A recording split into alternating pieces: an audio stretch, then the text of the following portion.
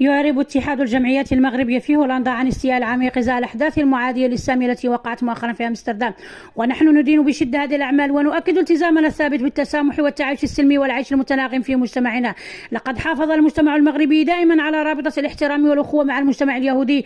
هذا التقليد من التعايش المتناغم متجذر في تاريخ مشترك نعتز به، ونحن نتذكر بفخر المثال الذي وضعه الملك الراحل محمد الخامس الذي عرض خلال الحرب العالمية الثانية قوانين فيش التمييزية لحماية اليهود المغاربة من الاضطهاد النازي. إن هذا التراث من التسامح يشكل ركيزة أساسية لهويتنا والتي تنتقل عن قناعة إلى الأجيال القادمة. اليوم نجدد دعمنا للنموذج الهولندي للشمول الذي يقدر التنوع ويعزز الاحترام المتبادل بين جميع المجتمعات.